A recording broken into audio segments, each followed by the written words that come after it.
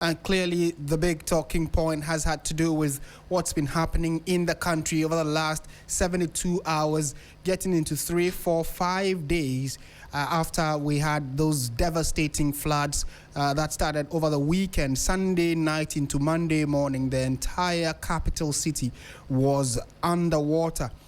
And the National House of Chiefs have been talking about this particular issue, and they've been charging the government to find lasting solution to the country's flood problem. As it says, enough is enough. Similarly, the Council of State has called for the strict enforcement of planning and building regulations as part of efforts to address Ghana's recurring flooding and reduce the impact of disasters.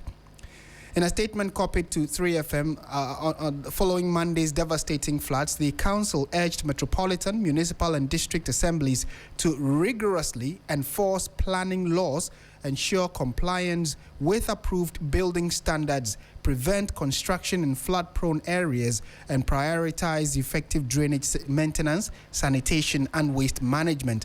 The appeal comes after torrential rains claimed at least 12 lives, displaced thousands of residents, submerged homes and disrupted transportation across parts of Accra and several other affected communities. The council also proposed that the National Disaster Management Organization, NADMO, be actively involved in the planning of major infrastructure and development projects by conducting comprehensive disaster risk assessment before implementation, particularly in flood-prone areas and other high-risk places. Meanwhile, a desperate search continues for victims of Monday's devastating floods at Alogboshi near Achimota, where 8 people were swept away. Only one body has so far been recovered. And behind the grim statistics are shattered families, destroyed homes, and survivors struggling to come to terms with an unimaginable tragedy. The cause of the floods have been attributed to human activities and cruel environmental practices. The Greater Accra Regional Minister, Linda Oklu, laments interference that prevented her and her outfit from carrying out some demolition exercise, which she believes would have reduced the impact of the flooding that we experienced last Monday. Let's listen to what the regional minister has been saying.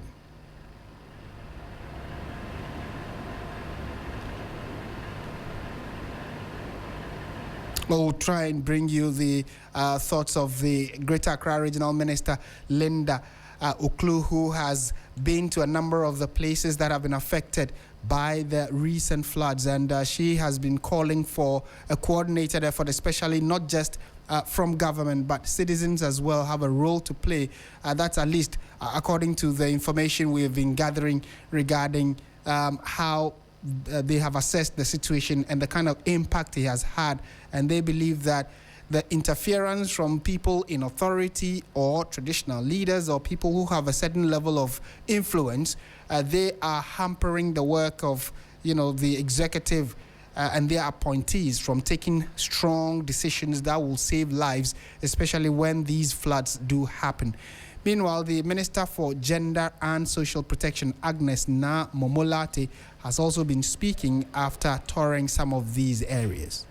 We are doing not less than 4 affected municipalities in a day. If we can stretch to 6 and 7, we will do that. And so you prioritize the most vulnerable. And when I say the most vulnerable, I'm talking about children, persons with disabilities, pregnant women, and then the aged. Then you consider others. We know most are already vulnerable, and we don't want the situation to worsen because of the disasters. And that is the Minister for Gender and Social Protection, Agnes Na Momolate. Meanwhile, the Ministry of Finance has released some 350 million Ghana cedis from the contingency fund to support emergency flood relief and mitigation efforts following the recent devastating floods across parts of the country. The release follows a directive from President John Mahama, who instructed the Finance Minister, Dr. Kaysalatu Forson, to mobilize resources for an immediate government response. Government says the funding is intended to provide immediate assistance for affected communities while strengthening measures to improve the country's resilience against future flood disasters. There are calls that disbursement of the funds will go into finding lasting solutions to the perennial floods. And so we would now try and get some perspective on what exactly this issue, how it is playing out, and what exactly the solutions would be looking like or should be looking like. Let's bring in former registrar at the Hydrological Authority, Engineer Wise Ametepe, who has joined us for a quick chat. Mr. Ametepe, good evening. Thank you for joining us on 3FM. Yeah, good evening. How are you? I'm fine, thank you. I'm sure the conversation about flooding in the capital city has become a regular feature when it comes to issues of our safety. But before we even delve into the kind of solutions that your former authority may be coming up with in collaboration with other sister stations, help us understand, is Accra, the entirety of Accra, in a low-lying place where there are fears that anytime the rains come from the mountainous areas, we should expect that floods would come to the capital city? Is that a fair assessment of what the current situation is? Well, I'm not getting you clearly. If you can reframe the...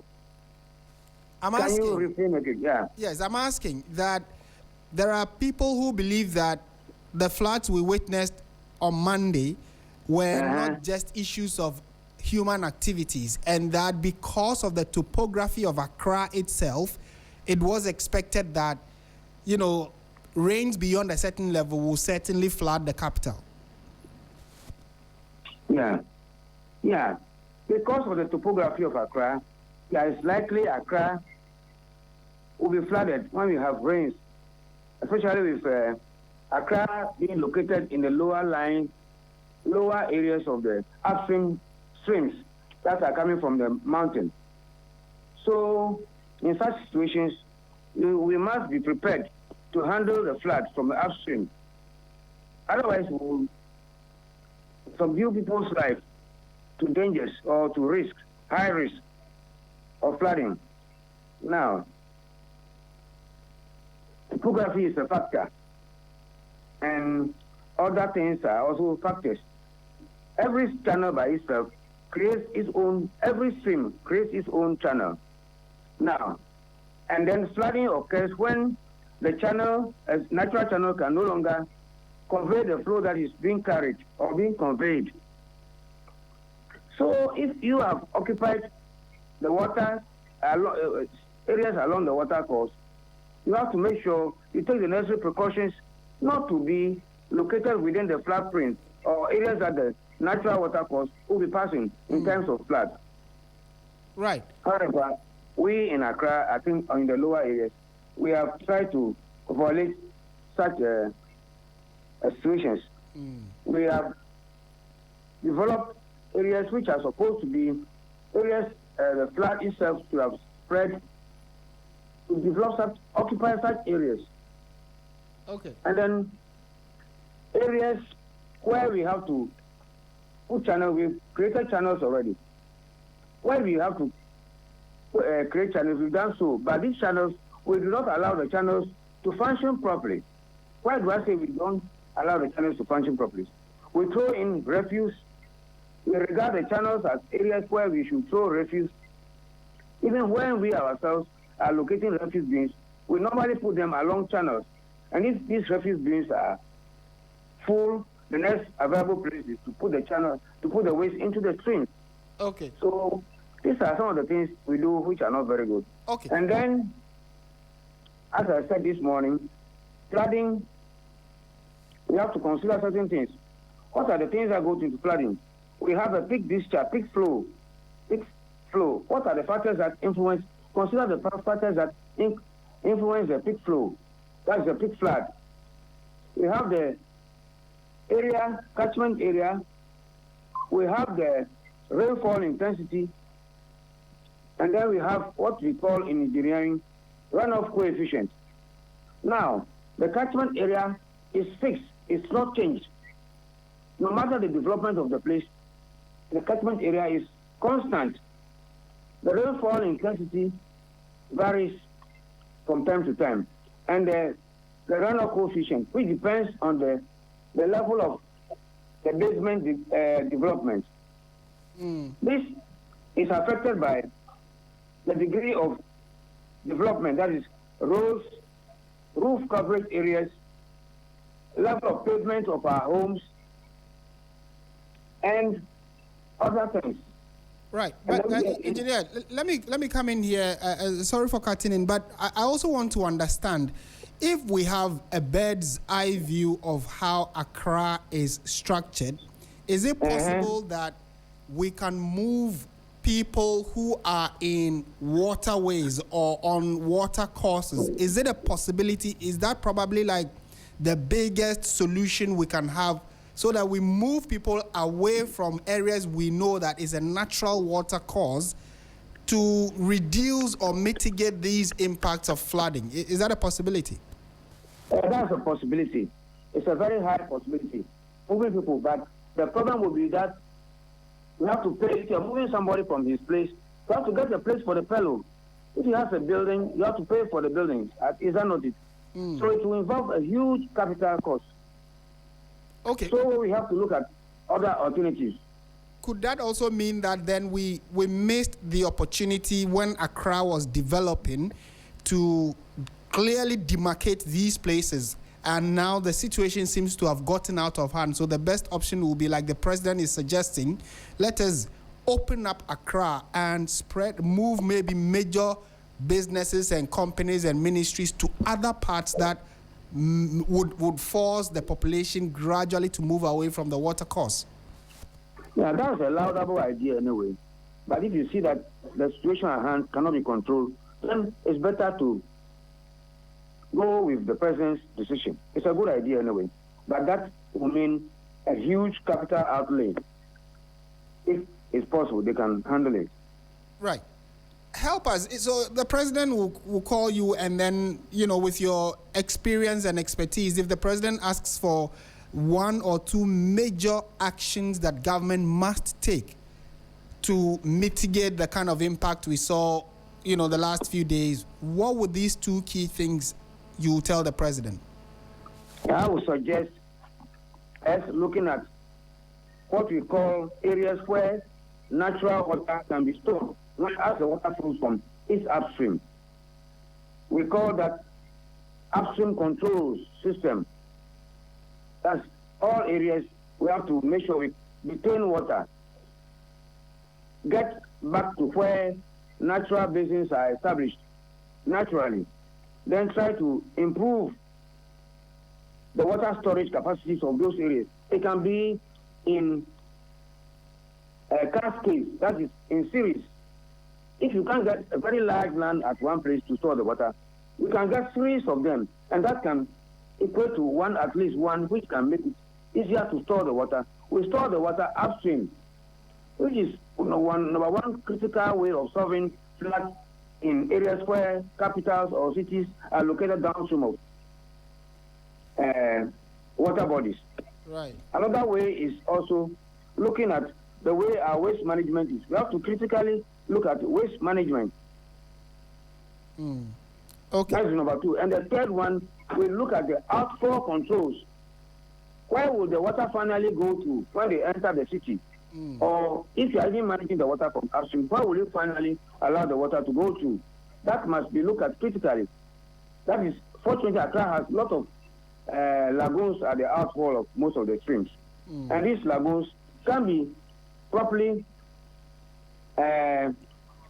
developed to hold water, because as the water enters the sea, the tendency is also that the sea might at one time be able to hold back the water, so that the water cannot actually enter the sea directly.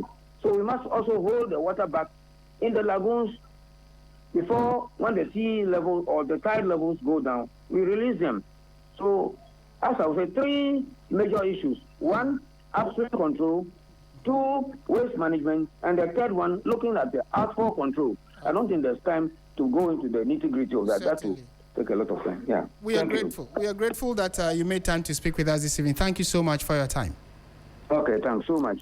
And that is Engineer Wise Ametepe, the former registrar of the Hydrological Authority. And clearly, the three solutions he has proffered are ones that I'm sure the final decision makers, i.e. the executive and people in authority, need to strongly consider, which is, like he's indicating, we need to ensure that the outflow control, which is how the water that comes into the capital city would eventually go. And even we need to start from looking at when the water does come, or the rainwater is collected from the mountainous areas, how are we going to ensure that it follows its natural path, the canals that these waters will go through? And also the big one in the room, which is waste management. The fact that citizens decide to throw their waste into running water is a major issue that has been talked about several times. So it gives the impression that beyond everybody asking for government to step in, the citizens also have a role to play when it comes to sanitation and then flood control. It's still a running subject. Issues of flooding in the capital is a running subject. We'll definitely update you or keep you posted when we do make or get further information regarding that. And beyond the flooding, we also have issues about health concerns. And in a moment, we'll try and get some health perspectives that could be, coming up. There are already concerns of cholera outbreak, fears because of the kind of impact that the flood waters have left behind. People who sell food, areas that these flood waters have still gathered. Malaria control needs to be intensified, and public education, because all of those could be an aftermath of the flooding. Beyond people's homes and property being destroyed, lives being lost, the living or those who survived it are still at risk, because places you might go to buy food at and where you sleep now might have mosquitoes, which is as a result of stagnant water that has collected over time. So it's still a myriad of issues that we will need to be discussing to ensure that those in authority who take the decision are able to take the right decision, and then collectively we can get to the bottom of these major national concerns and deal with them decisively. You're listening to 3FM 92.7. Stay with us. When we return, we'll be taking you to the Supreme Court, where there has been a unanimous decision by the judges of the Supreme Court to dismiss the cases brought before it in line with Madam Gertrude Essabe, Tokornor, who is a former Chief Justice. You'll remember that there were 3 cases that were brought before the court. They've been consolidated, and after hearing, the court has dismissed them. We'll give you the specific details right after this.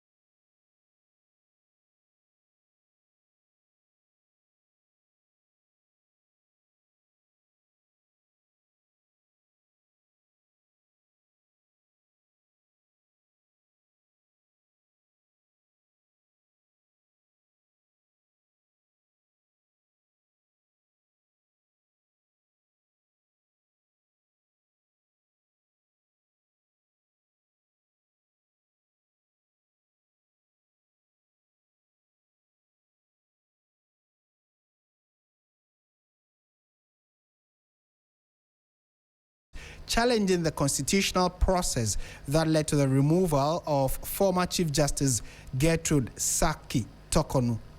4 suits filed by Vincent Esifua and a private citizen, Theodore Atakorte, were consolidated into one case. The applicants argued that the president breached constitutional procedure by failing to notify the former Chief Justice and obtain her response to petitions seeking her removal before consulting the Council of State. 2 additional suits filed by the former Chief Justice herself and the Center for Citizenship, Constitutional and Electoral Systems were also merged for determination. Delivering its ruling on Thursday, the 2nd of July, a 7-member panel of the Supreme Court, chaired by Amadou Tanko, His Lordship, held that the applicants lacked merit, or the applications lacked merit, and dismissed them. Deputy Attorney General Justice Sremsai welcomed the decision, describing it as one that finally settles the legal questions surrounding the removal process. I think it simply brings this long journey to an end, and we believe that the decision would resolve all the matters, and it's also the position of the law. We would procure the ruling as the court said, the decision this afternoon. We'll study it, and I believe the court has done justice.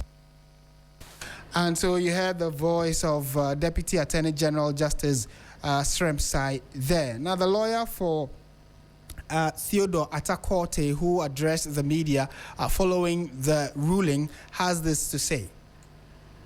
Even though I am yet to see the reasoning, I also do not want to agree with those who think that the decision by the ECOWAS court has taken the wind out of our Supreme Court sail, because you know that the ECOWAS court has already dealt with this matter in a different forum, obviously.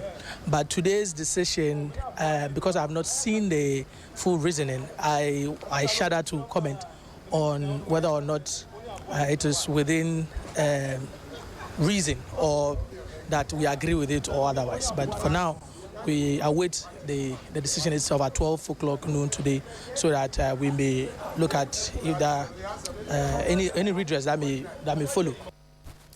And you had lawyer for one of the applicants who were seeking clarity as to the processes that led to the removal of the former Chief Justice Gertrude Tokornor. The lawyer says they are waiting for the full judgment to understand the reasoning of the law lords. Now, the judgment follows an earlier ruling by the ECOWAS Court of Justice, which dismissed the former Chief Justice's suit in June. That court found no arbitrary violation of her rights and rejected all the reliefs she was seeking. Martin Asiedu is a private legal practitioner and has been speaking on this particular issue. The court considers that the respondent fulfilled its obligation by affording the applicant an opportunity to submit written responses to the petition, not only before the presidential determination of whether a prima facie case existed, but before her right to be heard crystallized at the hearing of the committee. Accordingly, the court finds that the respondent did not violate the applicant's right to be heard under Article 7 of the African Charter. So that's actually the judge delivering the ruling at the ECOWAS court following the hearing of Madam Essabe Tokornor's case, where they said that there was no violation of her personal rights and even the positions she held prior to the removal order giving, or the suspension and subsequent removal order that was given as a result of a petition that was sent to the government of the day. And so we'll try and get some perspectives on this. Ibrahim Anyash is a lawyer for Theodore Atakorte, also one of the applicants. And Mr. Anyash has joined us on phone for a quick chat. Very good evening to you, sir. Thank you for your time. Good evening. Thank you for having me, and then good evening to your listeners as well. Right. What was the mood in court today? We knew today was going to be judgment after a long run of this legal battle. What were your expectations going into the court, and how do you assess the final outcome of the case today? From our point of view, we held the opinion that there was a duty incumbent on the Supreme Court to insulate the judiciary from unfettered executive discretion. And that is why we filed this case, asking the court that when you look at the functions of the main players in the removal of the Chief Justice, that's the President of the Republic of Ghana, the Council of State, and the Committee of Inquiry, you realize that there's no regulation, there's no express regulation. And it is because they are not judges, Constitution says if a discretionary power is vested in somebody and that person is not a judge, then that discretion must be regulated by the publication of a constitutional instrument. So it was in the spirit of that fight for accountability that we sent the matter to court. The plaintiff believing that the exercise of these varying powers needed to be checked so that there is no usurpation of powers. We are in an era of constitutionalism, and that is why we sent the matter to court. But unfortunately, the Supreme Court has held that the text of the provisions under Article 146 are self-sufficient and need not be further reduced into supplementary legislation in the form of a CI, and that the way the law is, which is the scanty provisions that have been enshrined under Article 146 of the Constitution, was self-sufficient, and the failure to pass a constitutional instrument to regulate discretion did not constitute any unlawfulness or any unconstitutionality.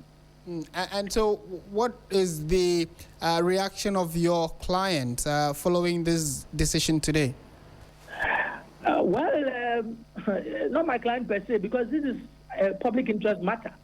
And I know that all Ghanaians hold a fidelity to the Constitution of Ghana. And our work as lawyers is to check these excesses, the excesses of power. We should be able to bring matters before the court to check the powers that be, that in discharging their duties that have been conferred on them by the Constitution, they should not be seen usurping powers that have not been meant for them. And sometimes it is good to add more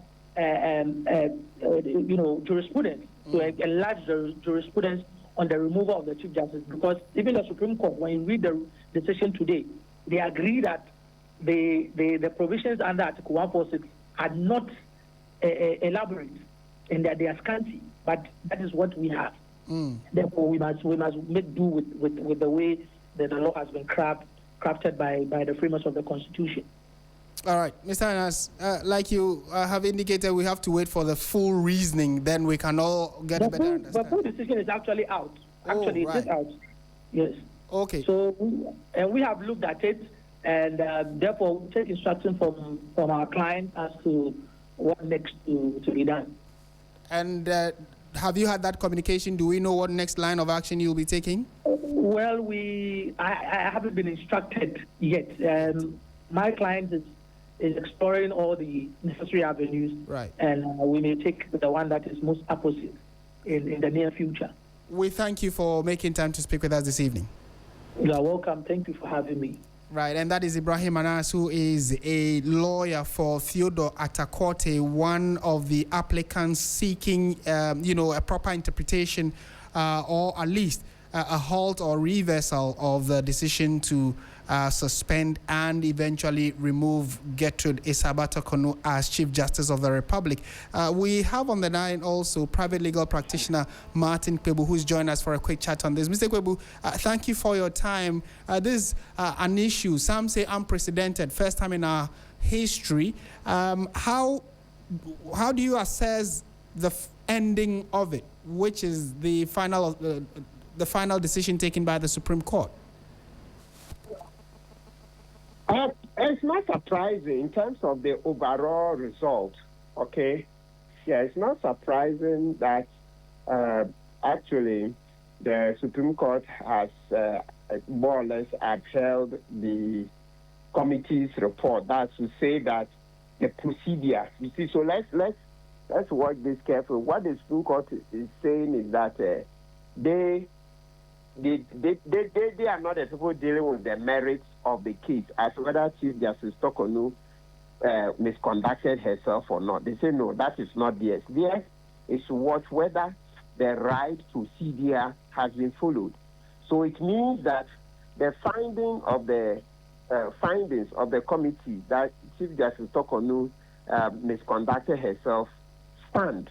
That's the committee's findings. They stand. But the Supreme Court is very clear. Even though I've not even finished, if you look at where I've already raised, you see it repeated twice But look, let's mention this. It says that it is imperative, and that's Amadou Tanko JS is talking. He says, it is imperative to point out that we are not concerned with the truth or otherwise of the allegations in the 3 petitions, as that is within the report of the committee. Then 2, even though I said 2, it's not written 2, but I mean the next sentence. Neither are we sitting in judgment upon the wisdom of the president's decision, nor upon the political controversy that has attended these events. You see it? So all that they are looking at is that has law been followed? You see it? What unites the 2 actions is a contest over the meaning and incidence of prima facie requirements that this court read into Article 146. So they are dealing with the meaning of prima facie. You see, so as for the truth, before this paragraph 10, Justice Tanko had already made the point that they are not dealing with the merits, whether Justice Tokornor misconducted herself or not. So it means that, as I said, it's not surprising that the decision of the committee stands. So is the and for that matter, the decision of the president also stands. Right. That has not been challenged. That is not what is before the court. You see it. And as it stands, is that the end of the road for Madam or the former Chief Justice? Does she have other legal options available to her? Yes. Oh, many options. Yeah, maybe the many is an exaggeration, but I'm saying that yes, she has options. Number one, this one she can apply for a review of the Supreme Court decision. Okay. And then also, what you look at is the other one,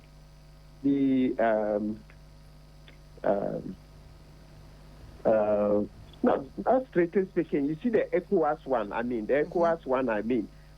heard they are going for a review. Yesterday, I heard that on one of the stations where Madam Tokornor has asked for a review. And so in the ECOWAS court, it means that there's going to be a review because they are crying foul. Yeah, they are crying foul. And so that will be right. So that's why I said many. So please, let's understand it in context. Not literally many, but that there's still some way to go. She could go for a review in both cases, the ECOWAS one and the one that has been given today by the Supreme Court of Ghana. Yeah. Okay.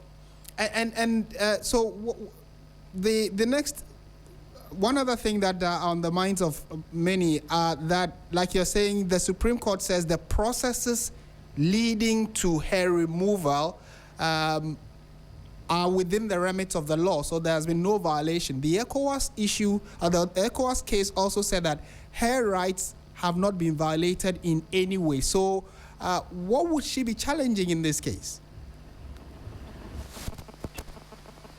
No, say that again, please. So I'm asking that of the 2 cases, what happened in the ECOWAS court and what happened, today's judgment at the Supreme Court. The ECOWAS court, we just played it. The person who read the final verdict said that her rights have not been violated in any way. And then in the Ghana case, they say that the processes from the petition through the prima facie and the legal processes, they've all been within the remit of the law. So there hasn't been an overstep of the law in the cases that were in the Ghanaian court. And then her rights were also not violated in the case that went to the ECOWAS court. So what exactly will she be pursuing again following these verdicts? Or could she be looking forward to? Yeah, so what she means is that what they have said, it's false, meaning that they have not ruled well. They got it wrong. So maybe if I say false, I don't know if that's the right word. But the key thing is that she is saying that the decisions are wrong, so they should look at them and then correct them. And so you find that, especially for the ECOWAS one, yesterday I heard the lawyer for Justice Tokornor, the Femi on one radio station citing many cases, which is characteristic of a lawyer who believes strongly in his or her client's case. So what they are saying is that, let's make it simple. The conclusion that, without prima facie determination, without giving her reasons for the prima facie, it constitutes an unfair trial. And they are saying that, the court are saying, there's no such breach. She is saying that, no, the court has made a mistake. The court should look at it again and come to a conclusion that, without giving her those reasons, it's an unfair determination. The trial process has not been fair. So the very thing that the court is saying, everything has been done well, she is saying, no, everything has not been done well at all. So they should look at it and come again. Right.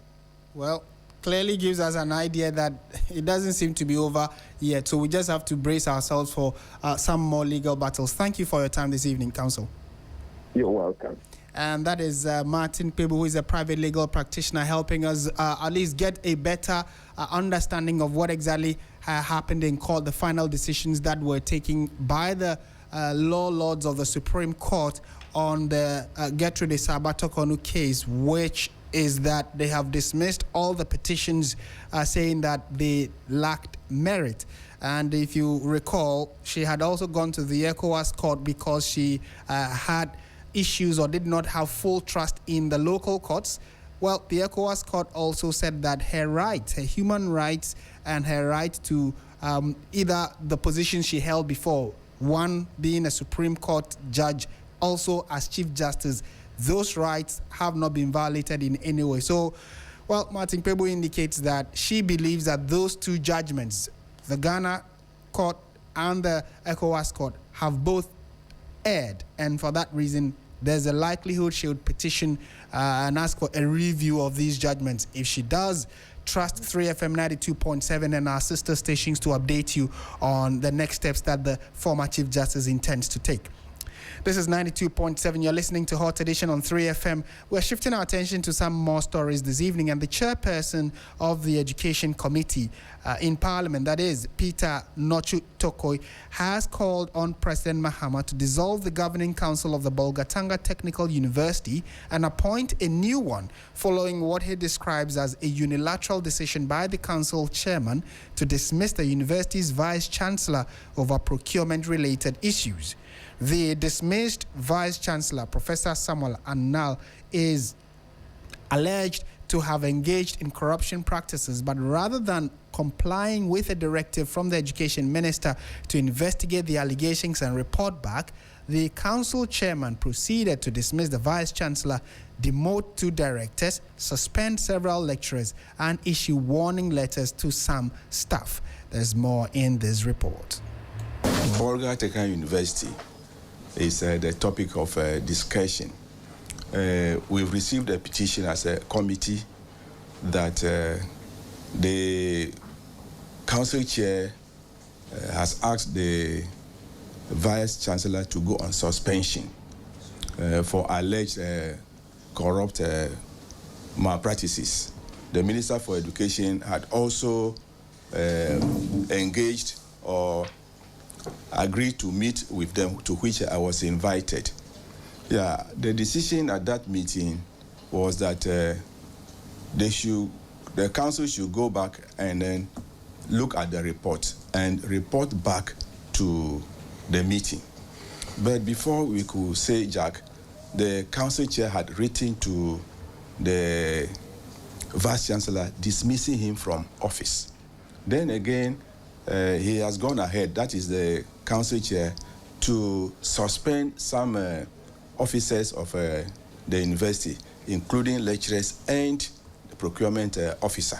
My position is that the President of the Republic, His Excellency John Dramani Mahama, should dissolve the governing council of the Bolgatanga University and appoint a new council. And also, GTech must restore the current vice-chancellor back to office.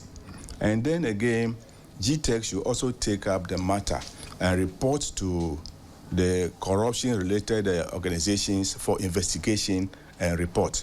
so that the truth of the matter is established. For now, we think there are special or vested interests in that university, and academic freedom is really suffering on the campus. So there's a need for drastic measures to be taken to make sure that proper things are done as far as administration and management of a Bolga Technical University is concerned. And so you heard the voice of Peter Nochu-Kotoi, who is the chairman of the Education Committee of Parliament, calling for the dismissal or the dissolution of the Governing Council of the Bolgatanga Technical University following a decision that was taken by the council chairman to dismiss the university's vice-chancellor and a number of staff of the university. If that step is taken, we'll definitely update you on it. This is 3FM 92.7. Let's swing into the world of business. Bismarck Usa will bring that to us.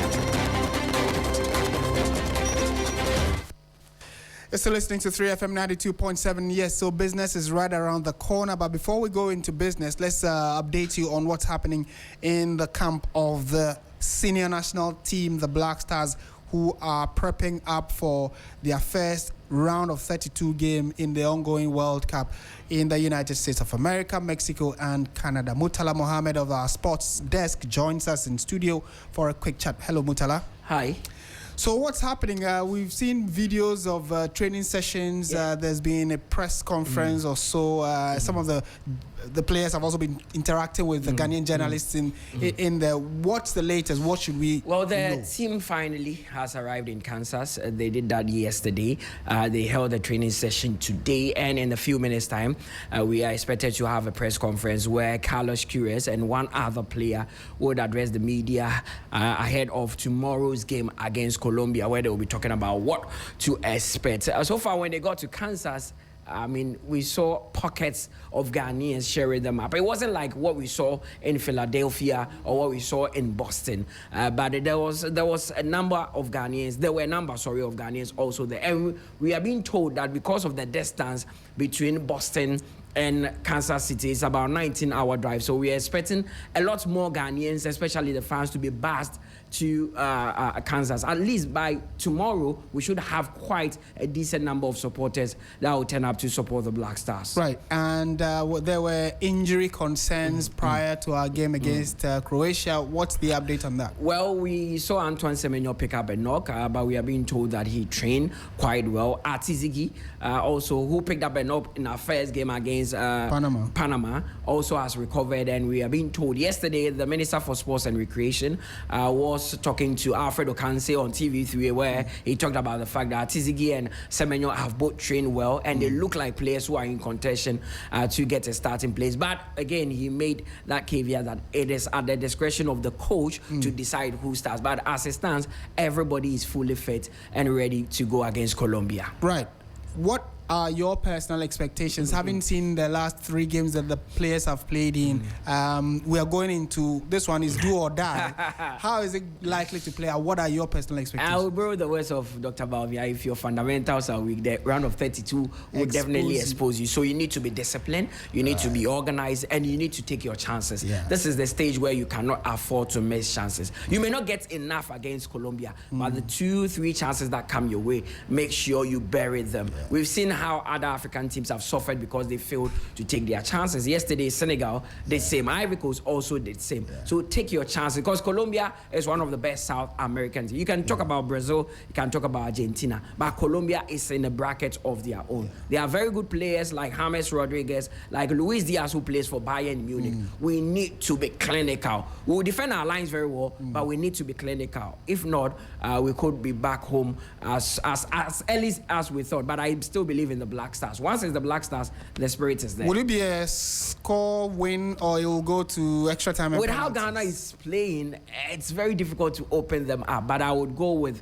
a score win. I don't want the penalty shootouts at all, because it can go anywhere and it comes with a lot of pressure. Ghana is not too great when it comes to the penalty shootouts. You don't have the heart for that. Yes, I want to go with the score win. All right, Mutala, thank you very much for that update from the camp of the Black Stars, the senior team. They are getting ready for their important round of 32 game against Colombia. That will happen at 1 a.m.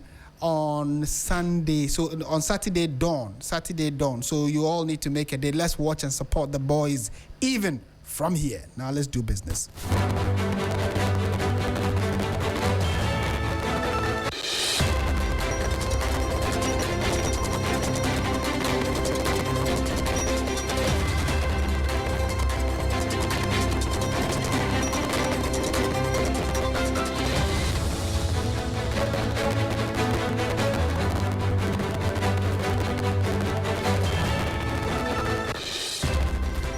Hello, good evening and welcome to the business segment on HotEdition on 3FM 92.7. Coming up tonight, Ghana Statistical Service urges households to lean on seasonal substitutes and businesses to lock in long-term supply terms to navigate rising inflation pressures. I am Bismarck. Also, will bring you details of our headline and other stories shortly. Please stay.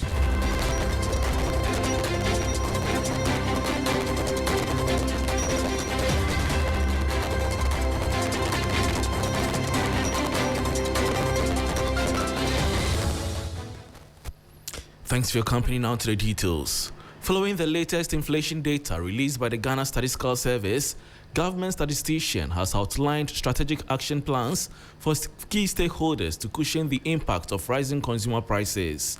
With annual inflation climbing sharply to 5.3% in June on the back of rising non-food costs and local commodity pressures, Dr. Asiedu-Dartey is advising households to immediately adjust their spending habits. For households, the priority is careful planning and smart spending. Where possible, prioritize essential needs and plan weekly purchases around lower cost substitutes and seasonal foods whose prices are often more stable. For businesses, the focus should be on managing costs through planning rather than reacting to short-term price movements. So where feasible, secure supplier agreements for key local inputs to reduce uncertainty and improve cost planning. For government, continue maintaining macroeconomic discipline. Stable fiscal and monetary policies remain very essential for sustaining the progress made in reducing inflation over the past 1 year. Addressing supply bottlenecks, particularly in food storage, irrigation, transportation, and market logistics are key. Since locally produced items accounted for 86.6% of headline inflation, improving domestic supply chains offers one of the greatest opportunities to reduce future inflationary pressures. Use regional inflation data to target interventions more effectively. And that was government statistician Dr. Asiedu-Dartey. Now, government returned to the domestic money market on Thursday, July 2, 2026, with a target of raising 3.371 billion cedis through its weekly treasury bill issuance. Today's auction, designated as Tender 2014, will feature the standard short-term maturities, opening up bids for the 91-day, 182-day, and 364-day instruments. This borrowing target of 3.371 billion cedis comes off the back of a strong rebound in investor appetite during the previous week's auction. Data released by the Bank of Ghana revealed that during the prior week, total investor bids reached 7.37 billion cedis.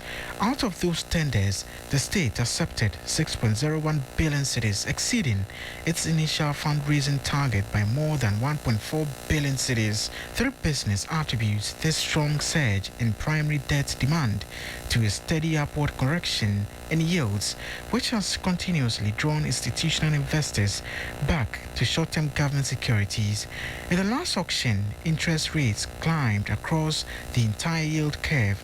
The 91-day bill advanced to 5.73%, the 182-day rose to 7.69%, and the 364-day instrument experienced a major spike to clear at 12.82%. The Treasury is anticipating that the combination of attractive yields and highly liquid conditions within the local financial market will sustain the momentum of oversubscriptions heading into the July 2 sale.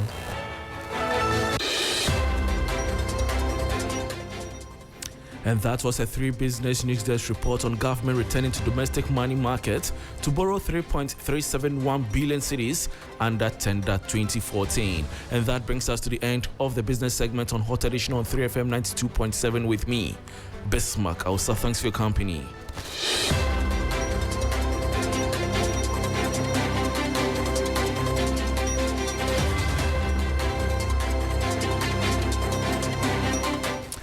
Thank you, Bismarck, for bringing us the latest in the world of business. And as you just heard, we spoke to Murtala Mohammed, who updated us on what's happening in the camp of the Black Stars, where we are told that all our 26-man squad are in good health and are likely, any of them could be picked for the game, the all-important game against Colombia at 1 a.m. tomorrow. So Friday night into Saturday morning. That's 1 a.m. The Black Stars will be kicking off. So it's good that it's a Friday night, or let's say Saturday dawn, so that, God willing, when we win, the entire weekend will be very nice and enjoyable. We pray that we did not lose, so that people's weekends become sour. And on the back of that, we say thank you for listening. If you go to our website, 3news.com, you'll find many of the stories we brought to you this evening and several others making the rounds. My name is Martin Asiedu-Dartey. Have a very good evening. And one story that we have is that President John Mahama has sworn in a new Auditor General in the person of Dr. Pamela Graham. So Ghana now has a new Auditor General. So that's by way of news that we are getting this evening from the seat of government. My name is Martin Asiedu-Dartey. Have a very good evening. Bye for now.